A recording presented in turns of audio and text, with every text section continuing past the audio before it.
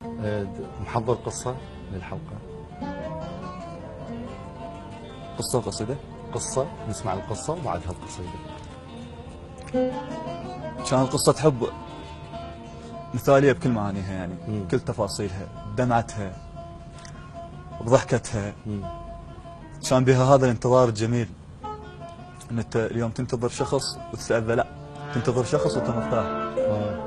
كان بها هاي اللمعة اللي بالعين من تواعد حبيبك كل اصفى تصير. كان بها العفة، كل شيء مثال كان بها، ان انت اليوم تتهم حبيبك بدون ما يقول لك شيء. الان دخلوا بها الناس اللي ما تخاف الله، الناس اللي تحسد. وصلوا الاهل لبنيه انه لبنيه عندها علاقه وعندها علاقه حب بصفا. القصة تخصك انت من اكيد الشخص. اكيد. نعم. ولان اهلها محافظين يعني، كان يعني اذا ثبت لهم هذا الشيء راح يكون هي حصة تراب. فحاولت بشتى الطرق ان تثبت لهم انه هي ما عندها شيء ويا صفاء. بهذا الوقت اللي ثبتت لهم يعني بعد مكتوب لها عمر، صفاء بعد ما يقدر يتقدم يخطب، لا راح تثبت عليه. بالضبط. يعني اليوم اكو عوائل لدرجة حتى لو وصل الموضوع للخطوبة انه ما دامك قصة حب بالبداية راح يكون كل العراق وخاصة بالفرات. فرات الاوسط. فرات يعني ما زال هم يعني متمسكين بالعشاريات القح، حتى بالفصلية اكو موجود بعد. ما قدرت تتقدم لها بعد. ما قدرت اتقدم لها بعد، وبهاي الاثناء خلص يعني انت لازم تبتعد، بعد هذا مصيرك. كل مرة راح الطريقة. كل مرة راح الطريقة. وصلت لمرحلة انه اكو اليوم شخص يتمنى يقول فلان شو، يقول لا انا قاعد ابالغ بامنيتي.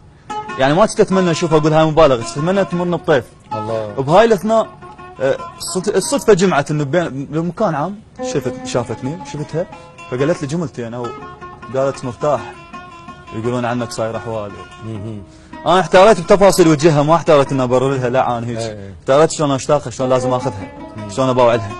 ولين كتوم فقلت لها لي سد باب يفتح اكثر من باب ورحنا افترقنا خلاص. بس لكن مرتاح وانا بهاي الظروف ظلت داخل قمة التعاسة يمكن. اكو اقدر شيء ما اقدر يعني نحكي الواحد. الان قلت لها قبل لا اموت كاسر لي بسمارك طيف، حلم ما بيه ملوحه عيوني ما تصدقه، وخل خرجيه من سوالفك لليل النجم والقمره ذن شغلات محترقه. الله الله. خم كفي كلت من حصتها الحيطان قبل لا اموت كاسر لي بسمارك طيف، حلم ما بيه ملوحه عيوني ما تصدقه، وخل خرجيه من سوالفك لليل النجم والقمره ذن شغلات محترقه. خم كفي كلت من حصتها الحيطان واقف لكن بيت كم سمه مدنقه. لا تغرك وقفت النخل كله هموم تجاعيده على طوله موقفته الحرقه.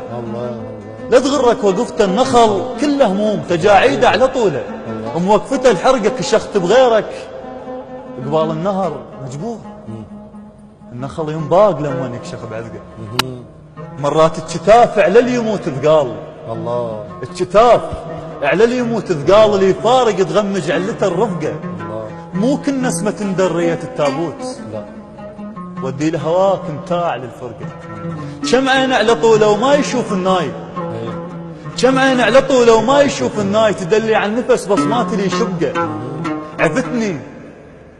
عفتني والشيب ظل يستصغر الفنجان، يهزني الشوق وترس روحي للمنقى. الكاتله اخو ما عرق من شافوه، بس راوي ملامح فشلت تعرقه. بشر صحراء يا اسمع لحالي لوق، ليش خلاف وجهك تشتهين النوق. مو بس سيدي شديت الدروب علوق، يمتى بظهر شفك بابنا الدقه. السما تتبدى نجمات على قد الماي، تذكر عشرة الغيم وتجي تلحقه. بخيالي هواي جبتك ما رهم لك دور، خضارك وين حطوا كل عقبك بور. حضن بحضنك اشتاقية تناغي الهور، وسير على الطيور العاشقة بصفقة. الله. عازل لك عمر بي للهوى مرايات، عازل لك عمر بي للهوى مرايات، كل مني اشوفه بجيدك معلقة. حرام الطيل واد ما تعرف تعيش، اللي ما يقدر البرح بمشيته يسحقه. امشي وياي امن بيا طيبة قاع، ملتزم قفاها تصير لك درقه. وقلب ظلي خلص كم ظهر وياه، فنك لو عليه ذرة شمس تلقى. ظلي خلص كم ظهر وياي، فنك لو عليه ذرة شمس تلقى. حصتك كافي تبقى مفرط بملقاي. وكل ساعة زبقية برشفتك الزرقاء. مو يتوضى لو جاب يشرب العطشان. العمر شمعة وحرام بنص ضوء تعلقه.